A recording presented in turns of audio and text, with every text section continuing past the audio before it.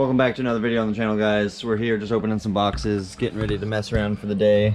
Huge shout out to Officer Dan there at GK Tech for getting us all the parts that we wanted for the subframe bushings, which we'll be doing soon. You know, with this whole Corona COVID fear going on, we're just staying in the garage as much as we can, even though we're going to be getting the car ready for some streeting and, you know, some test sessions. But preparing some stuff for another little video and keeping oil a little bit cooler, and we're gonna jump in today's fun. So with all those other boxes, we got a couple more goodies for this fella, and we're gonna hop in and check out exactly what and why. Wheel studs, which I'll explain soon. The main thing I'm stoked on is we have a Willwood, let's see here, 5/8.625. I think that's 5/8, but versus, can you even see this in the black? We have a 3/4 on this one, and the problem with it being, let's see if we can fit in here, it actually doesn't work. It just stuck the cylinder in there and it's not moving now. So we're going to be swapping that out, rebleeding the brakes, and getting this back to functional. But at the same time, some of these studs don't do anything. And this is a self-tapper that's actually ran down and lifted up. So we'll be reinforcing the tunnel here to support some of this. And we can actually see the welds we did last time that I forgot to weld because of course I'm a newbie at this whole YouTube thing. But we'll get the wheel studs and wheel spacers done after we do the hydro.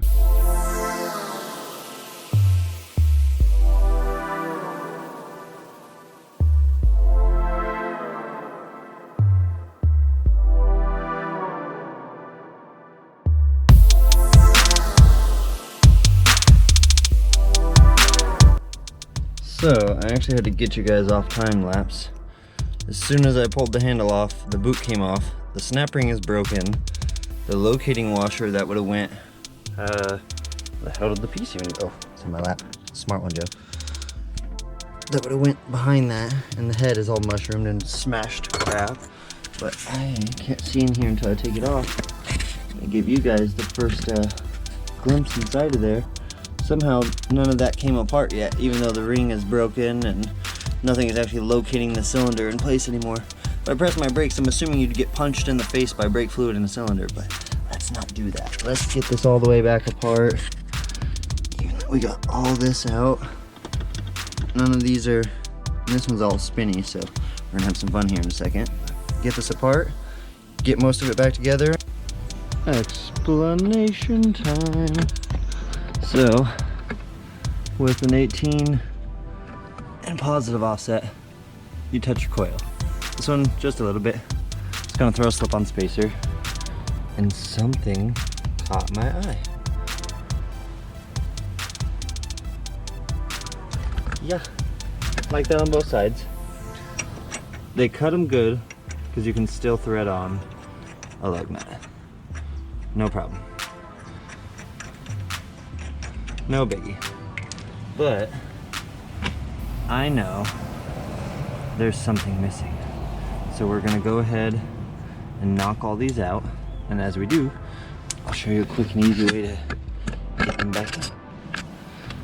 So spin it to line the open side up the back, and that's that one. Take this one.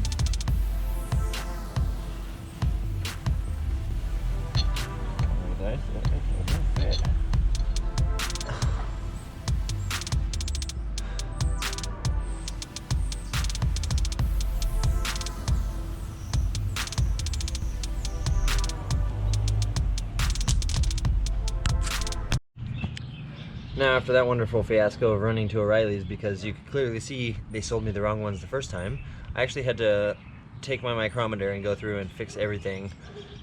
Check the size, whatever. I'm frustrated very much right now. But we got one in, and figure get you guys a little closer here and show you.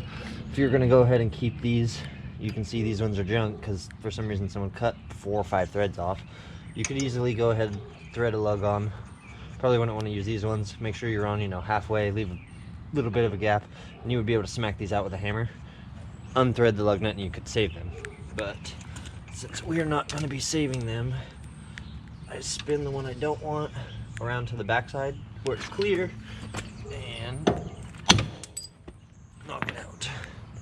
And like I said, see if you guys can see this, they're only missing, some of them are only like 4 threads, 3 or 4, that's about it. But that's not what we want. So in goes the new one. I kind of pull on it to roughly get the knurl to seat with my fingers. I know it's not actually seated. I'm just trying to find where it's at. And then I'll set something to take the slack up over it. Thread the lug back on with my hand. And I try to thread it on as tight as I can to see if it gets the knurl in right. And then I don't set my Milwaukee on 3 because I'm not trying to strip anything. I just put it on 2 and hold it.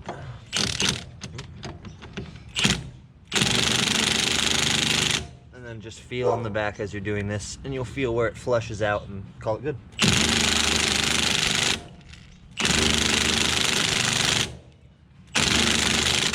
About right there. And no shavings. No shavings. We know we're good.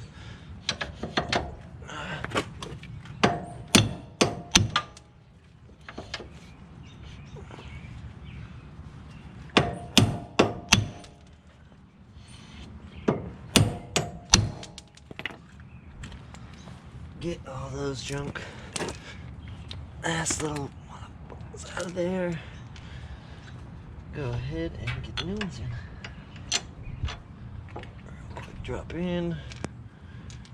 And I like to switch lugs every so often, so I'm not beating the crap out of one lug. And I try not to use aluminum lugs if I'm doing this.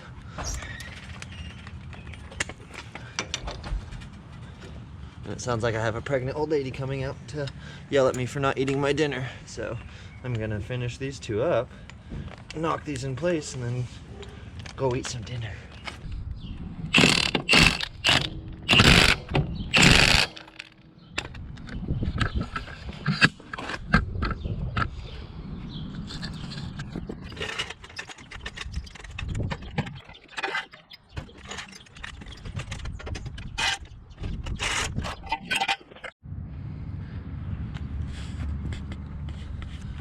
You ever start to work on something, and as everything is slowly going the way you want it to, other things just aren't? Like that mainly. And some other things. But let's start off with, this video is the day after changing out the wheel studs and stuff. Going through, digging around some more stuff.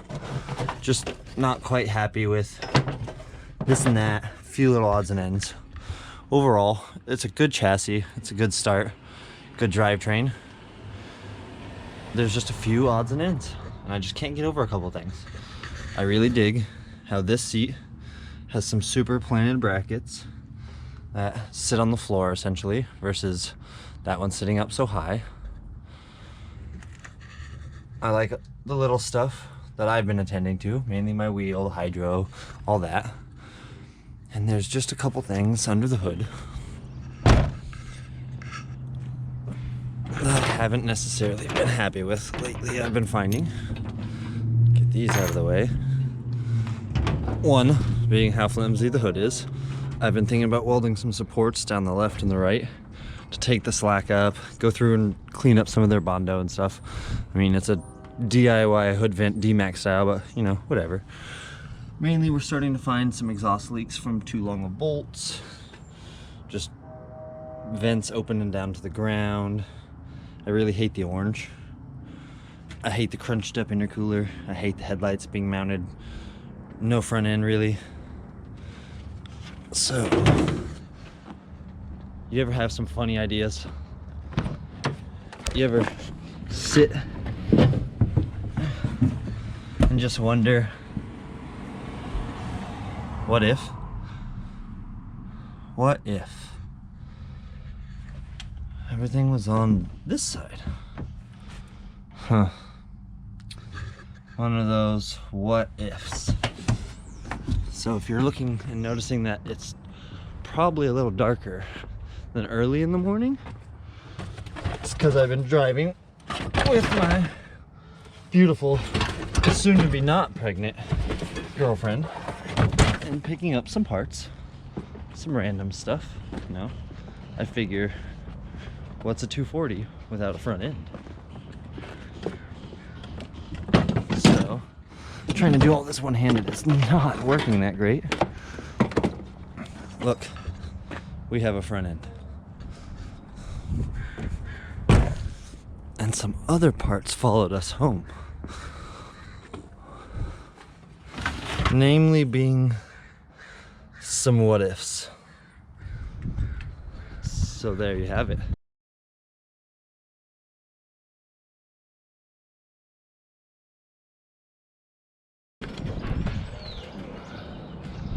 You can see we've already jumped into some stuff, but mainly we're starting to find things like this.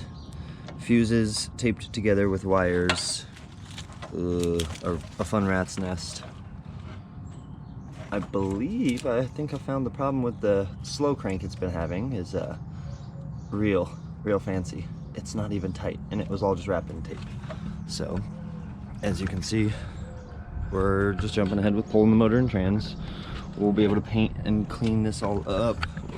I want to stitch weld all of this and get some stitch welding done in the back, clean up these welds that they did, and obviously all of this has to come off, re-weld a bunch of this, and clean up the majority of what they've done.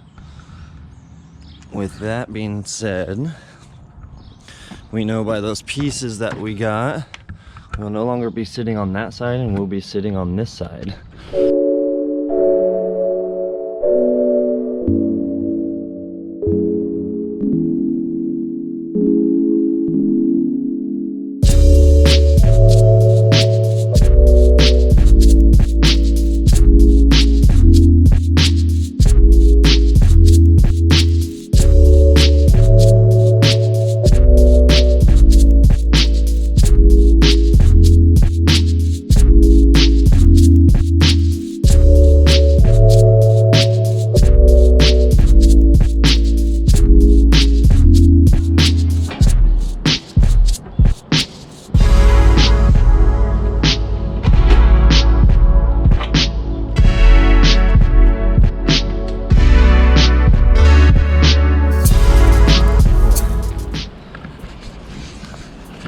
Man, of course it starts to rain, but we have one SR and one transmission out,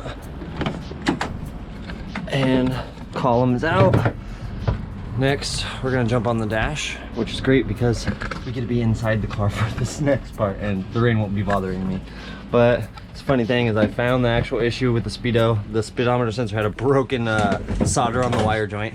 But we'll get to go through and clean up a bunch of this. The part that I'm now finding, and I'm really glad we're diving in here, is this frame rail has actually started to separate on that side. On that side it tried to a little. So we're gonna, of course, pressure wash all this, clean this up, and like I said, all of this will get redone. I don't like how any of that is welded. Man, it's really raining now. Let's see if we crank the wheel in here. Oh. Shove you guys up there. You can see it started to really separate. So of course that will all get stitch welded. Whole new front end basically. Dive in there, but let's run and hide from the rain while I get everything situated. Holy crap. Oh, it's pretty outside. It's the blue sky. Oh, that'd be fun.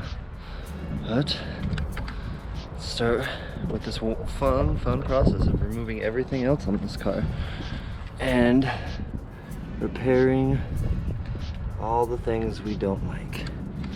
You know, the core support not being attached at the bottom or the sides, frame, general cleanliness, and I'm thinking I need a different color. This orange, she's just not doing it anymore. Do I have a mustache? Because I must ask you a question. Thinking carbon mist. should be good because the rest of the car is going to probably be a really dark midnight blue. Go with the green cage, and then I'm thinking a white interior, but let you guys help me decide that, and let's jump in.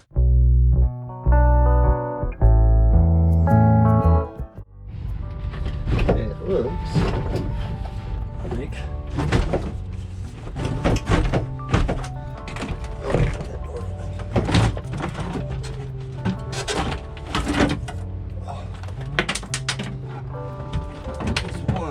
dashboard.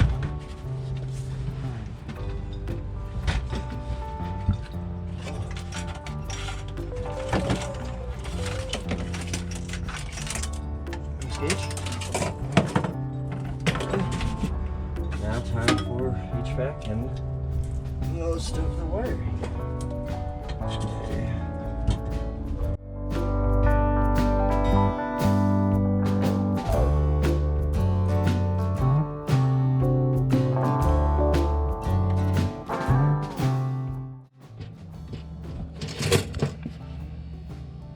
I feel like this is very, very not interesting. This thing's kicking my butt. It's raining so much I had to switch hoodies. And it stops, and it starts. But progress, progress, progress. All of this is undone and ready for the flip-flop. And we now have a bare canvas. I should get used to opening the other door, huh?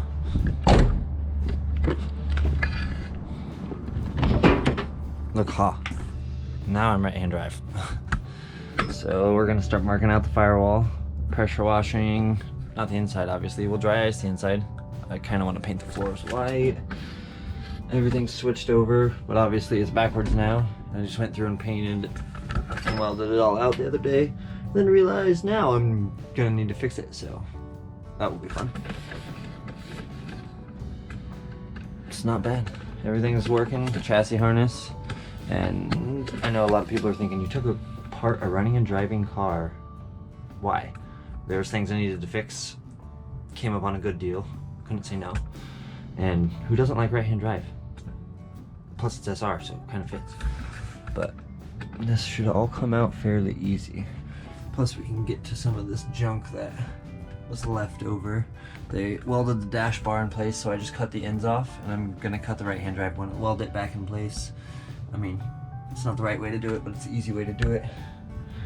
And I'm starting doing some spot welds. But mainly, we can get in here and pound all this back in, weld it all out, pressure wash everything and clean it, get all the stitch welding done, and start making a front end actually fit. And hard to do that one-handed. Giving us an idea of fill it in. Use the HID beam down there. We'll just do a pig nose lip, but an actual peek of how it is. And what we're doing here as we go ahead and mark, it's upside down, but getting their old firewall trimmed off and cleaning up some of the old pieces so we can go ahead and weld it in. But we'll leave you guys there. It's been a long one, and this is going to be one of the longer videos, so it's going to take me a while to edit. So as I squeeze in here to the world's most full garage, including catching my pants on my own toolbox, we have SR, right-hand drive, Harley, more right-hand drive, left-hand drive. There is crap everywhere. And with that, we're going to catch you guys later. Like, comment, subscribe, share with your friends. Enjoy yourself some Corona with your COVID, because I don't know why. See you guys later.